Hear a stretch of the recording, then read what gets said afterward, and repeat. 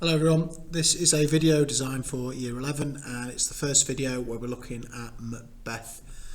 You'll need your copy of Macbeth and you'll just need a highlighter and maybe a pen.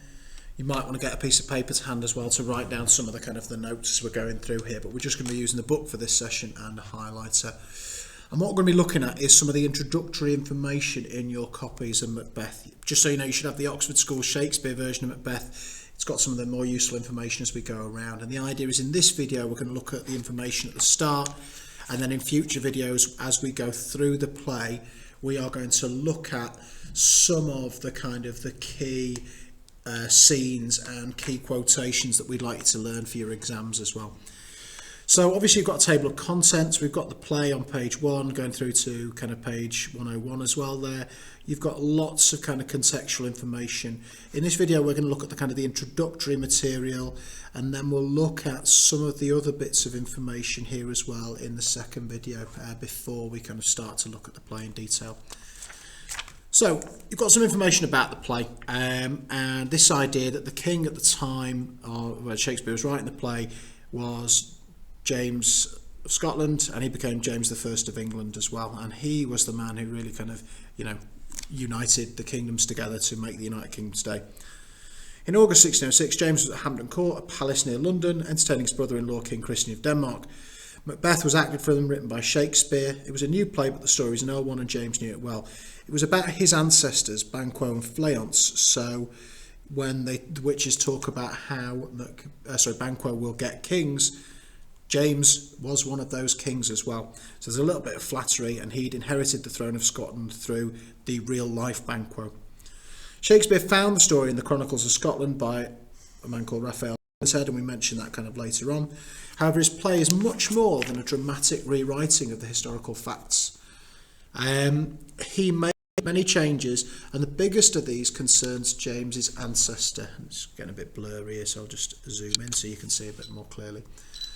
In the true story, Banquo joined Macbeth in killing Duncan, but clearly it would be tactless to suggest that James was descended from a regicide, so that James's ancestors had murdered.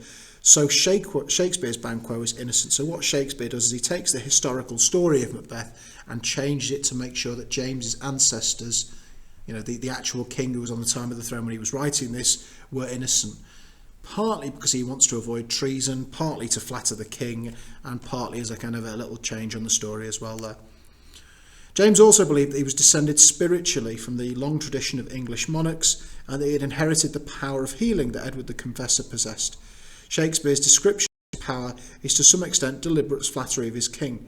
Shakespeare also knew that James was extremely interested in witchcraft and had written a book about it as well. So lots of elements of the supernatural and elements of fantasy were part of James's reign at the time.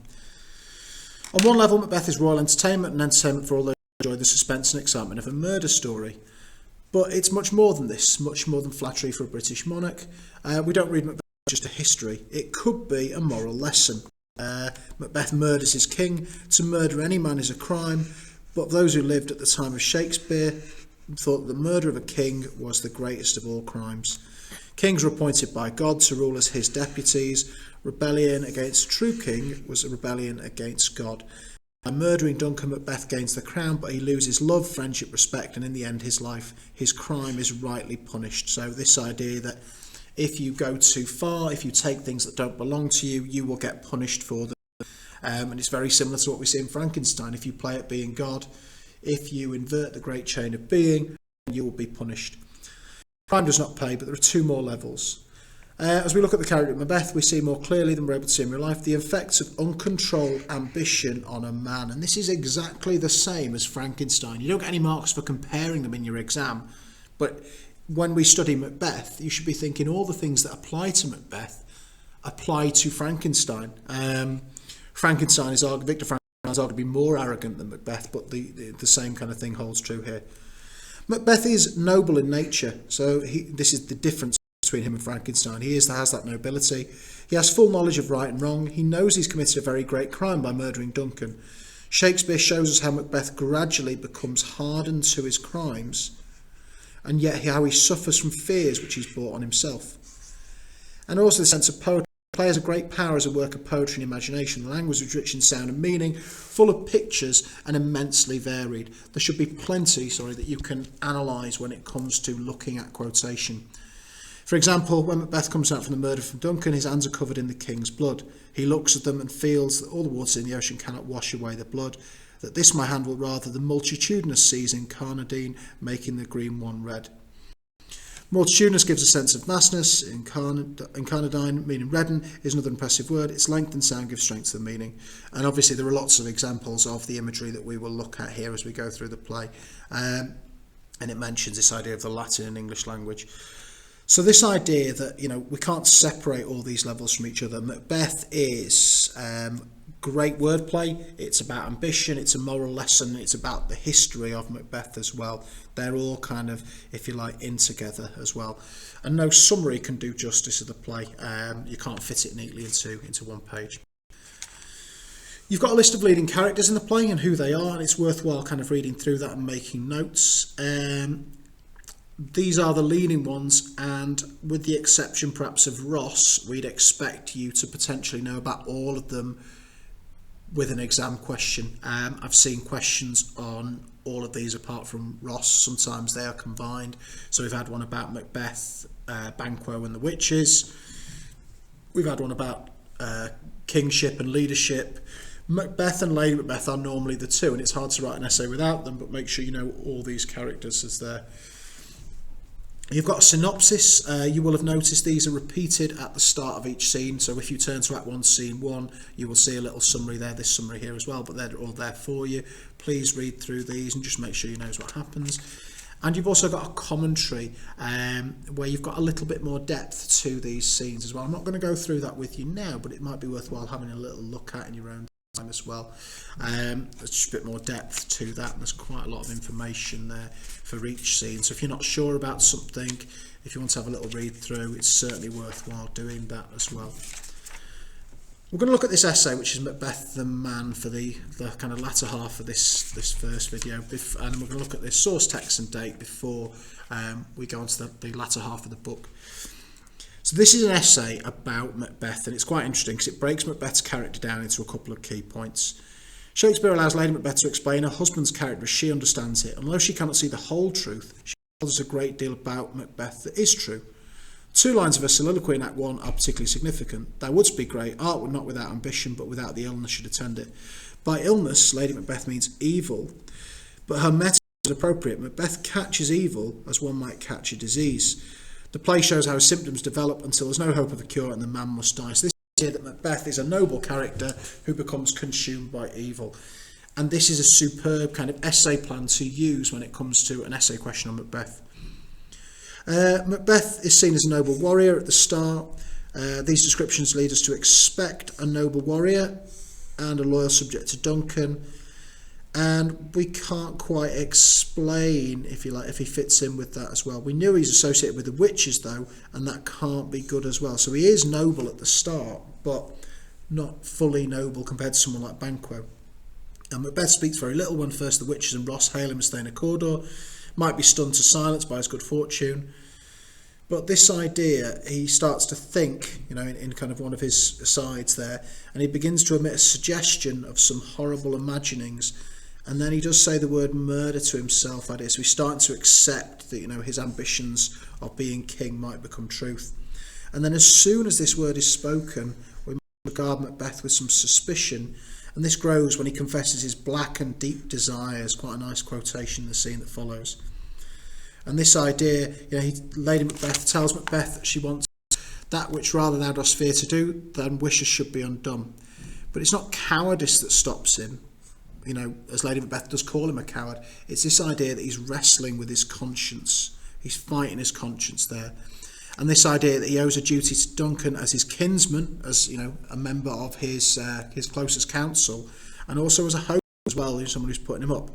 These are quite profound, right reasons for curbing his ambition, but Macbeth continues the soliloquy.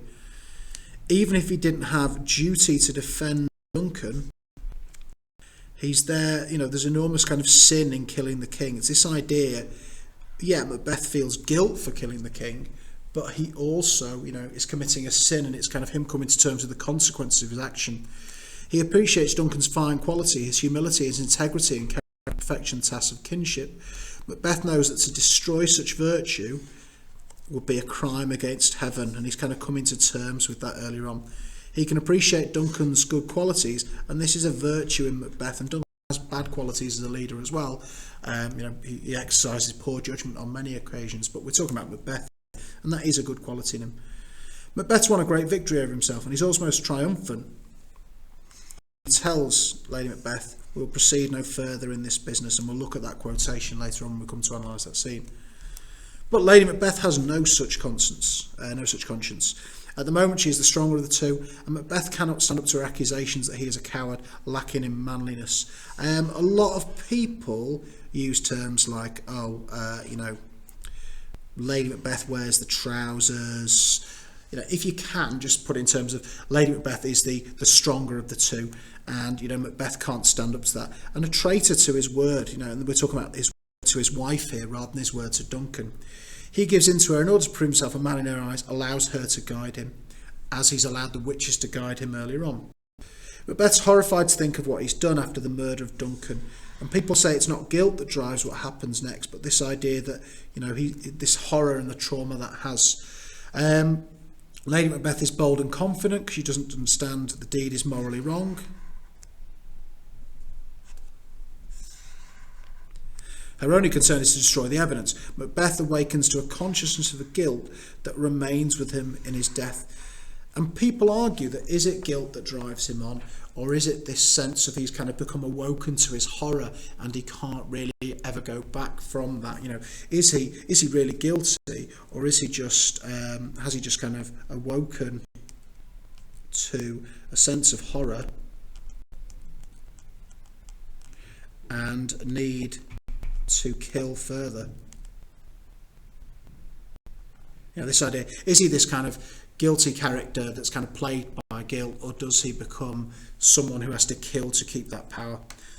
And Macbeth has to act many parts. When the body of Duncan is discovered, he must appear as the loyal subject, appalled by the murder of the king.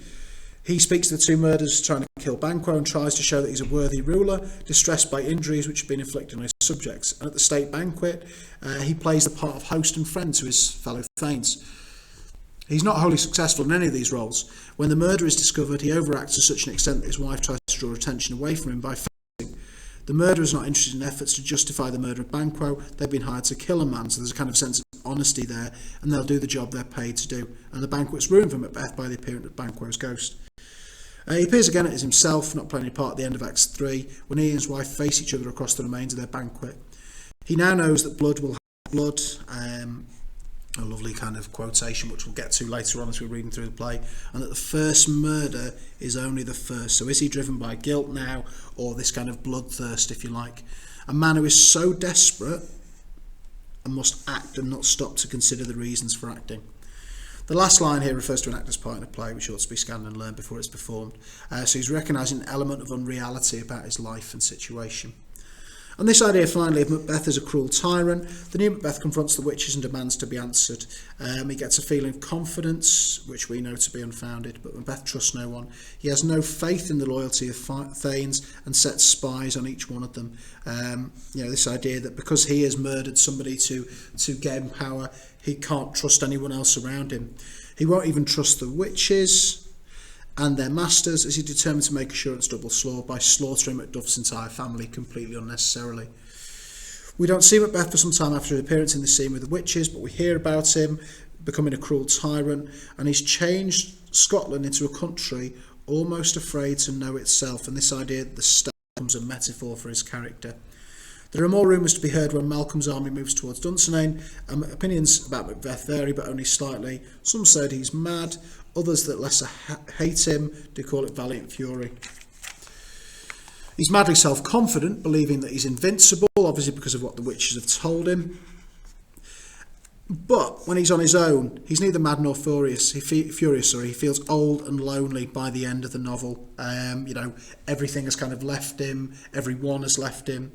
Satan tells him that his wife is dead, but he cannot grieve for her. He can't even bring himself to do that. Life has no meaning for him, and once again he sees himself as an actor. He's lost everything, and when he hears the Mooning Grove, he knows that he's going to be defeated. It's just a matter of time. And this idea, Macbeth the dead butcher, a lovely quotation to refer to him. Macbeth chooses to die in battle, perhaps revives a spark of our former respect for the mighty warrior. You know, he's not kind of taking a cowardly way out, as would have been seen at the time. He kind of faces justice for his crimes, and he's reluctant to fight Macduff because he thinks he can kill him. This idea, how should we interpret this quotation? The first of the apparition told Macbeth to beware Macduff. So is this why he's avoiding him? Or is it because he's kept Macbeth? Is it guilt that's kind of stopped him because he's murdered his wife and children? And is this idea of his conscience finally returning along with courage? So Macbeth is a really complex character. Really complex, and lots of elements to his character. But if you think about him as all these things, a murderer, a tyrant, someone with a guilty conscience, someone who's ambitious, noble at the start, but becomes a dead butcher at the end. Couple of minutes then, just Shakespeare's Verse here. Shakespeare's Verse, there's quite a particular pattern to Shakespeare's Verse, which I'm sure you'll look at in class, this idea of iambic pentameter. And it's interesting to look at where kind of stresses fall on certain words. And you can do this for any line of Shakespeare's play where there's kind of major characters talking. The Porter's perhaps one of the only examples where you can't. And it needs a 10-syllable line. And if you're looking, it's this idea that in the meter, you've got words like, so foul and fair a day I have not seen. This idea that foul and fair, we'd analyse those for language, but you can talk about those in terms of structure now as being emphasised by iambic pentameter, by the way this is written, but you will cover that in class as well.